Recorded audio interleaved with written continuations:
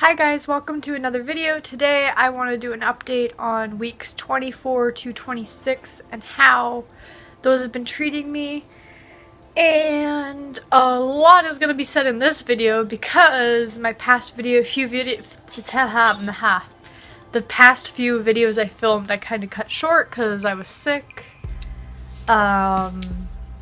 And in one of them I forgot to tell you guys something I wanted to tell you. So this video is going to be a little longer.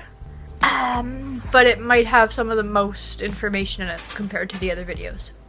26 weeks marks the end of the second trimester, so I'm officially into the third trimester, which has happened very quickly. If the baby was born now, it would have about an 80 to 95% rate of survival, but let's try to keep it in there longer.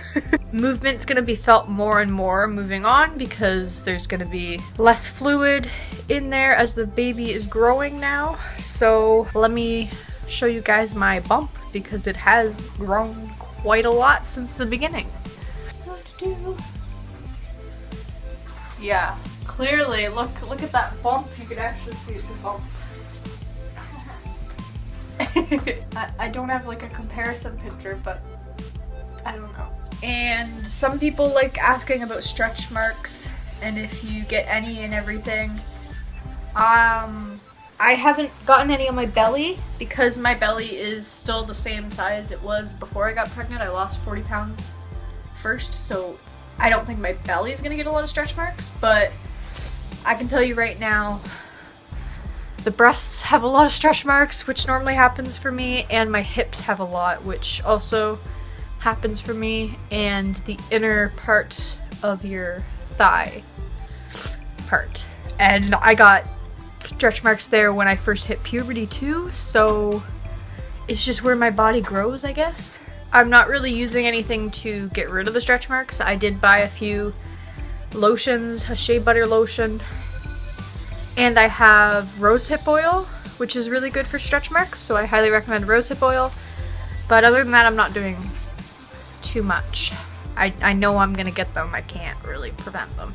My cravings for these past 3 weeks have been fruit and juice and water. I'm really thirsty. And my other cravings haven't been as strong lately, like those old cravings I had, like for tomatoes and side effects are still kind of the same. Been around the whole pregnancy. Constipation, fatigue, vomiting. My hip and my back hurt a lot now, and I've been getting headaches.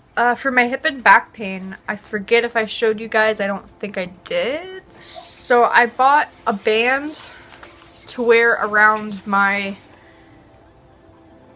Thank you, Rex. I bought a band to wear around my belly to support it when I'm working.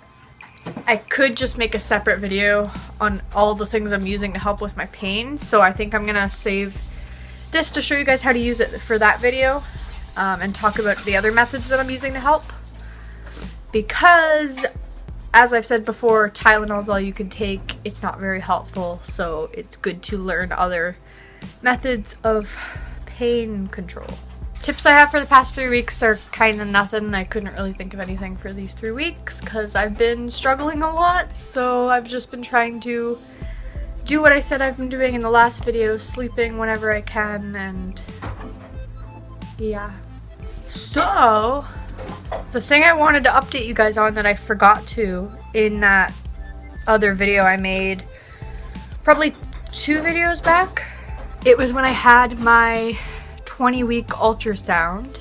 I had the midwives contact me after and tell me that my placenta was a little bit low, so partial placenta previa. So they basically said that I would have to get another ultrasound in the 3rd trimester to see if it's improved and fixed itself, or if it hasn't, I may have to change my birth plan. So we're waiting on the 3rd trimester ultrasound to see how that's doing and if that's changed at all. I just did the gestational diabetes test, and actually I should check and see if my results are back for that yet. slight pause and let me go check. Okay guys, I'm back. I just checked my results really quickly because I knew they were in and I just hadn't had a chance to check them yet. So gestational diabetes test came back all good. Of course I don't have gestational diabetes because I am really low on the risk factor for that because I am actually at a lower weight. I have low blood pressure, so I'm not at a high risk factor for diabetes. Nobody in my family has diabetes, so yeah. They didn't think I would, and I didn't think I would either, but I did the test anyway because it's good to do that. So when you do the glucose test, you're supposed to want your blood glucose between 4 to 7 moles per liter, and mine was 5 in the end, so perfectly within that range. I'm all good. I can handle my sugar. Yeah, you just drink that orange drink that everybody talks about. But my point being, I read the little thing before I drank it, and it only had 50 grams of sugar in it, and I know that's like only 50 grams. That's kind of a lot, but compared to what I normally eat in carbohydrates, that is a very small amount, so my body's used to handling sugar. So I think that's another reason I did so well at that, because back in the day I used to eat 400 grams of carbohydrates a day, and my body handled that just fine for like a year. And then I changed things up. Okay, placenta previa I talked about for you guys. I don't want to worry you too much about that, so don't look it up or anything, because in a couple weeks I'm getting that ultrasound done and everything will probably be fine. So placenta previa, because I didn't explain it exactly, it's when your placenta is covering your cervix partially, and that of course has to move before the baby comes out because it's in the passageway where the baby needs to go. So as the baby grows, it's supposed to move up, and my bump has just started growing like crazy, so I'm sure it's gonna move it up with it. Yeah, okay. This is the end of the video, guys. I'll see you in another update. Goodbye.